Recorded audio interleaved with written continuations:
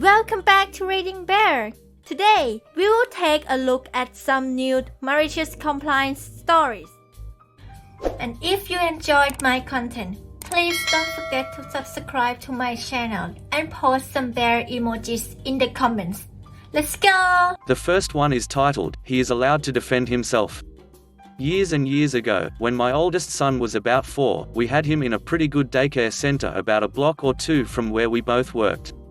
After a while, though, we started getting incident reports, usually with one other boy biting my son. We complained after the second event, and were assured it wouldn't happen again. But of course it did. Now, we really liked the daycare teachers and caregivers, it was just the administrator who wasn't very good. She wanted to avoid confrontations, she tried to calm us down, she didn't want to confront the other parents. Basically, she did nothing and hoped things would go away. Finally, in one meeting after yet another biting incident report, I asked why the biter didn't get suspended or kicked out. Well, he hadn't hit my son. So if he hit my son, he'd be out. But not for biting? No, that's what the rules say. It was something stupid about infants crawling around occasionally gnaw on another and they didn't know better, so they made a one-size-fits-all rule. The director suggested that my son really should defend himself. I'm sure she was thinking of pushing the biter away, or staying away from him, or calling a teacher, something very passive, which is what she always advocated. Okay, let me make sure of this, if my son defends himself, he won't get in trouble? Nope. Okay, I can work with those rules. Wicked grin, and my wife got a little worried. My son and I had a little project out behind the garage for quite a few evenings. The next time the biter got my son, the fruit of my loins laid him out. Really laid him out, just like I'd taught him. So we got summoned from work to a meeting at the daycare with the director and the other kids' parents. They were rather furious. So I waved the stack of incident reports of their young whelp biting my son. But my son hit theirs. Hitting was a suspension offense. With a grin, I repeated what the director had told me, that he was allowed to defend himself. He did so, just a bit aggressively. She nodded that I was right, cringing at having her own words used to defend what my son had done. The other kid was kicked out. The director wasn't happy with me, but as I told her, I knew I was going to have to take my kid out behind the house and teach him to defend himself. I didn't think it would be before kindergarten, though. I asked her if she'd have rather my son defended himself, or that I'd have called Children's Protective Services, and she would have probably lost her job. She really didn't like me and was glad when we left. The next one is titled, "He used my ice pack without asking, so I let him." Okay, a bit of a backstory first. I have a slight case of arthritis and gout in my foot. Other than taking a handful of pain pills when they flare up, the doctor also recommended that I freeze a bottle of water and roll my foot over it. So I did, and I do.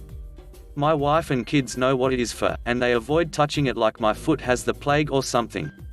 A few weeks ago my father-in-law and wife sold his house, and they bought a new house across the country. He is about 6 months away from retirement, so he asked if he could stay in our basement until he is done his work, while his wife moves into the new house. I liked the guy, so we said it would be okay. Unfortunately, living with him is like having a second teenager around. He is always in the bathroom, constantly on the TV, and is eating up all of our food without asking. Chips go missing, snacks, stuff he could buy himself, but why buy it when it's already here for free? I got a little upset when I went to make a bowl of cereal one morning, and I noticed my cereal was empty. "Oh, mine was empty, so I just used up the rest of yours," he said while eating my cereal. He is family though, so I've been putting up with it.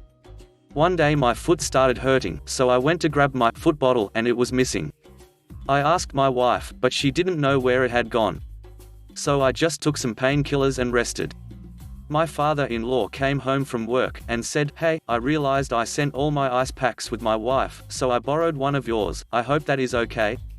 That's when I see him pull my foot bottle from his lunch bag. I couldn't help thinking of all the times that I had rubbed my stinky feet on it, and also rubbed it all over the dirty floor. I could have said something, but all I said was, "Sure, no problem," with a smile. Every morning now when he makes his lunch he puts that dirty bottle in there with it, and I just smile. Don't worry, all of his food is wrapped up, so there's no real transfer of foot to food. The next one is titled, I asked my boyfriend to put his leftovers in a container rather than put cling wrap on it, he complied. So as I was finishing up my dinner, my boyfriend was putting away what I assumed was his leftovers. He was doing this in the opposite corner of the kitchen, so I couldn't quite see what it was. He took out the plastic cling wrap, to which I immediately said, use a container instead please. He ignored me and began to tear off the piece. So I repeated my request. He turned around and said, okay, got a pretty large container, and started pouring his leftover beer in it while looking me dead in the face. I found this pretty funny, so I started giggling. He went upstairs still kind of annoyed, and we currently have a container filled with beer sitting in the fridge. Nice. The next one is titled, Giving your employee a new truck as he asked for. My friend who works in construction told me this story and I thought that I'd share as it is super funny. So for your information, this happened in 2015. When the company had ordered 20 new fleet trucks, they were going good for everyone. Except for this guy. We'll call Bert. He somehow kept damaging the newer trucks. When he damaged his second truck, the supervisor kept complying and giving him a new truck as he asked for. Meet everyone, B equals Bert, S equals supervisor, M equals mechanic. So to get into it, my friend tells me that at the company he works for, everyone is loaned a company truck. They are responsible for making sure that the truck is okay and that everything is going smoothly. When repairs are needed, you take it to the company mechanic and they take care of things. The supervisor handed everyone a key to their new truck and it went like this. S. Hey everybody, I'm sure as you saw today our new trucks came in, so everybody line up and get a key to your truck. Everyone gets their key and goes forward with to the work week. Then Bert came to mechanic with his truck and he said, it's feeling sluggish.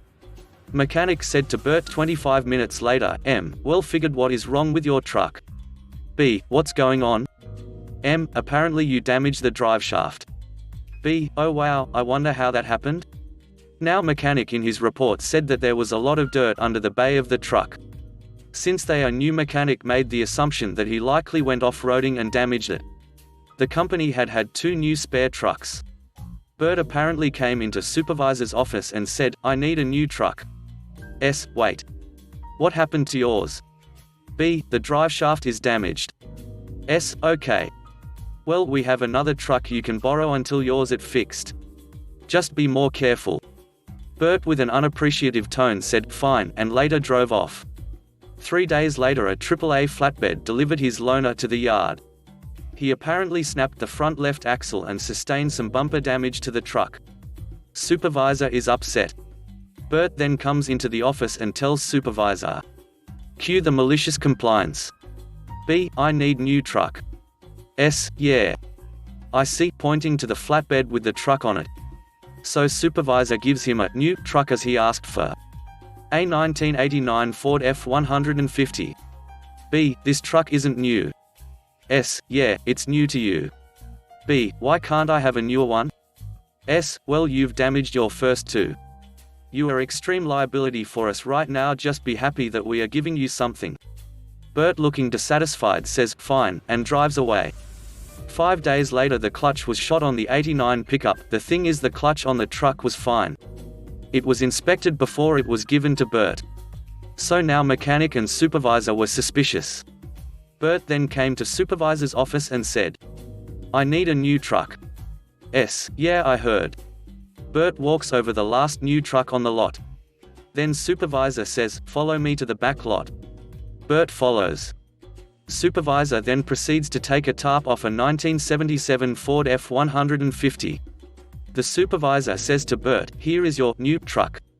Bert looked disgusted, but he had to take it because supervisor wouldn't let him have one of the new trucks until his was fixed and paid to fix the clutch on the 1989 truck. Needless to say, Bert never broke his truck again, as the yard had an even older 1969 Ford F-100. Bert probably realized that if he didn't shape up his driving that he would once again get a new truck. Also, Bert had a lot of experience in construction, so that is one of the reasons why he wasn't fired until 2 years later. The next one is titled, Want me to keep you up to date on my job hunt? You got it, boss. This happened almost 2 years ago when I quit my last job.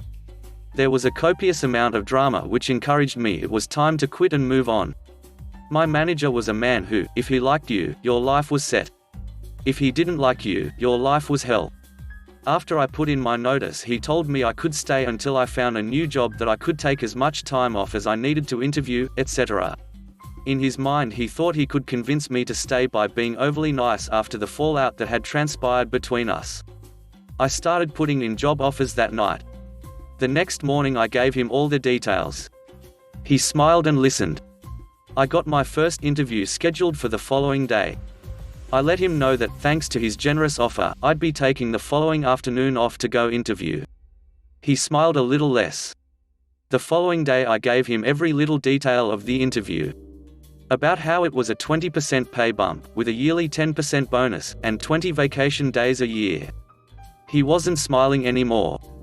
I also let him know I had another interview at our competitor the following day that I'd need to take the afternoon off for. Come that Friday, I gave him all the details of how that interview went. He looked frustrated at that point. He lowered his glasses and told me, "You don't have to give me every detail, okay? I don't want to hear any more of this." I pretended to act surprised by hearing the, "Oh, I'm sorry. You said you wanted to hear about all the details of the job hunt, so I thought you wanted to know." I also informed him I had a follow-up interview on Tuesday from the first interview that I would need to take time off for. By the time my 2 weeks were up, he was avoiding me every chance he got so he didn't have to hear about my new job. He ended up taking 2 last-minute PTO days on my last 2 days. The next one is titled, "Manager said he wanted them to look white." This was years ago. Was working out of a mobile facility compound. Think metal boxes for workspace that are easy to transport and rearrange as needed. The area had lots of humidity and it rained a lot, so they had the tendency to rust, and it bled through the paint on a majority of the units. My manager tells me he has a project for me. He leads me outside and points at the rust. Says he wants the mobile facilities to look white. I had no clue about corrosion control, or busting rust as they say. So, I proceeded to ask him how I go about doing that. He shouts that he doesn't care how I do it, just to make them white. Roger that. I think to myself. I go check out 3 cans of white polyurethane spray paint and spray over all the rust. About an hour later I come in and tell my manager I'm finished. He calls bullshit and heads outside to look over my work. He then yells at me that all I did was paint over the rust. Then, tells me that he can still see the blister and breaks in the original paint job. I smile at him and remind him that he wanted them white and he didn't care how it was done. I can see the look on his face of instant regret of what he had said about the job. We head back inside. I hear him yelling at my supervisor about how much of a wise as I am and to make sure I understand what it is I'm supposed to do. My supervisor pulls up the manuals and tells me to read up and learn the books. We then head over to check out equipment and he shows me what I am to do. After that, they left me alone and I pretty much reported twice a day and had my own work schedule and did my own thing for 6 months busting rust. The next one is titled, "You've Gone Above My Head and Don't Need Me Anymore?" Okay. I used to be a field adjuster, don't hold that against me, I work in public service now.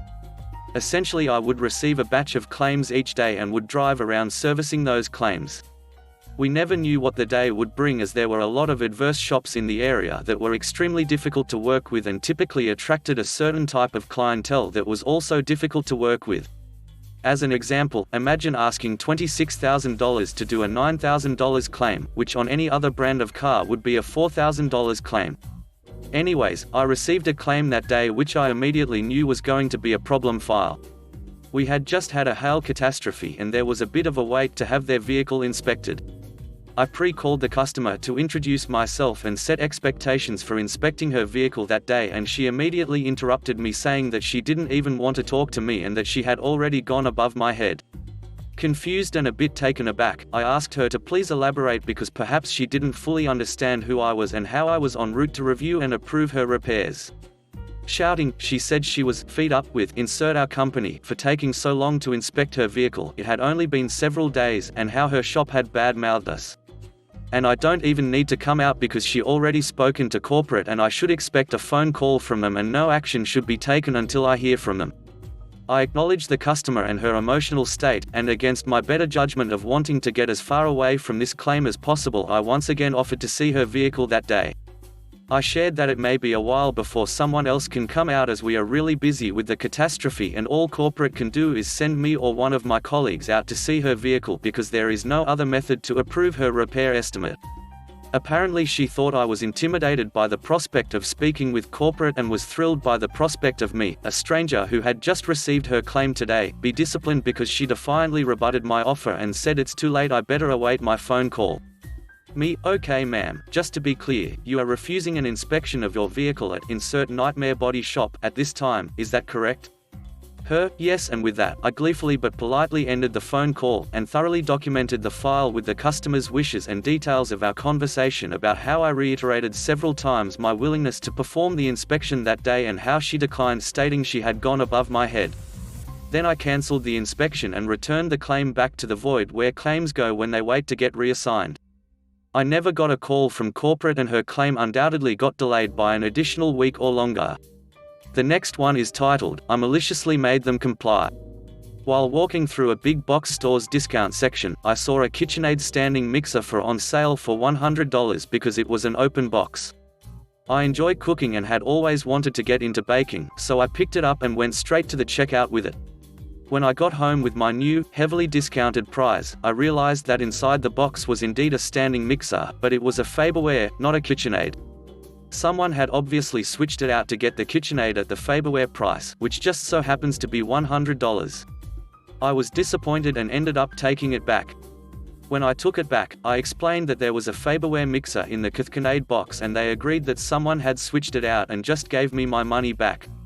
That would have been the end of it, except I had to go back to the store 3 days later and, while going through the discount section, I saw the same KitchenAid box with the FABERWARE still in it. The yellow discount sticker said KitchenAid and it was still $100 and I was a little upset that they would put this back out there knowing damn well there wasn't a KitchenAid in there, so of course, I bought it again. This time, after checking out, I took it straight to the returns desk and the conversation went somewhat like this. Me, I just bought this mixer and on the outside, the box says KitchenAid and on the sales sticker, it says KitchenAid, but inside is a Faberware. Obviously I believed I was buying a KitchenAid, I knew I wasn't and I would like a KitchenAid mixer. Them, no, we can't sell you a KitchenAid for that price.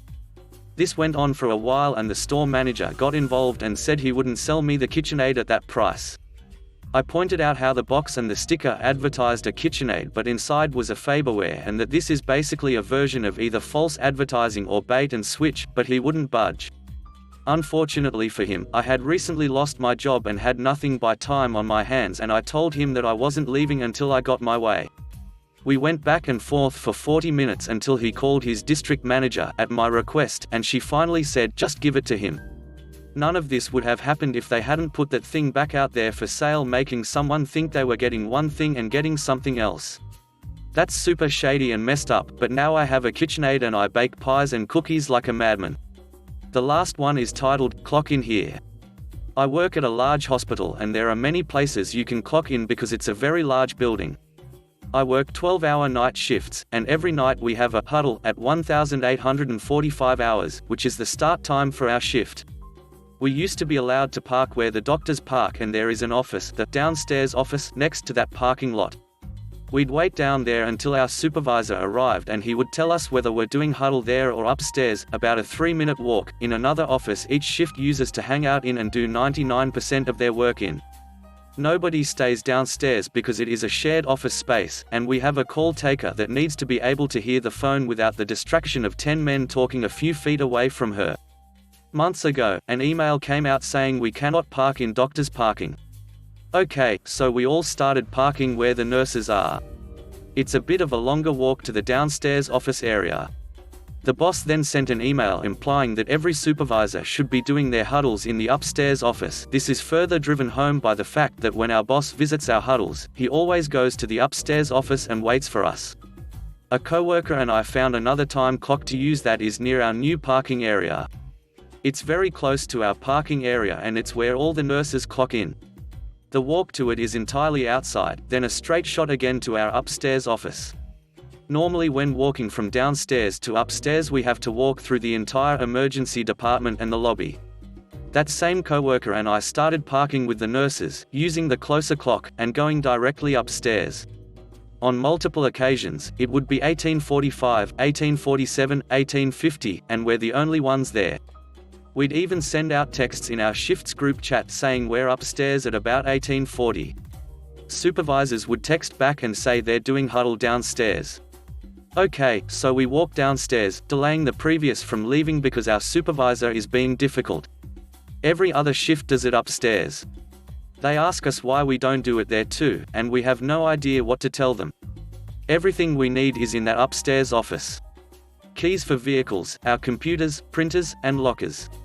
Recently, we had to do the walk of shame and our supervisor pointed to the time clock outside the downstairs office and said, "This is your home clock. You have to use this." Well, legally you don't have to use it, but I want you to. There is no such thing as a home clock for our department. I checked the policies. Another supervisor adds, "Always check in here first with someone. We didn't even know you guys were here." Meh, doubtful because there's a camera watching our office and I saw it on the large 50 inches monitor next to my head. All they had to do was look, but okay, I'll play along. Always go downstairs. Always clock in outside the downstairs office. Always check in there with supervisor. Now I sit in my car, relax, and clock in at exactly 1845. I walk in the downstairs office to start huddle, but sometimes nobody is there because they've already gone to the upstairs office. Oh well, guess I gotta walk up there. My coworker I mentioned has started doing the same. We cannot be punished because we are clocking in at our home clock on time, trying to check in with a supervisor as instructed, and only being delayed because they decide where to do huddle based on how they feel that day. I don't have hope it'll change. This is the same place that requires us to be on call and ready for a 12-hour shift but only pays us for 2 hours of on-call pay if we're not called in. Thanks for listening.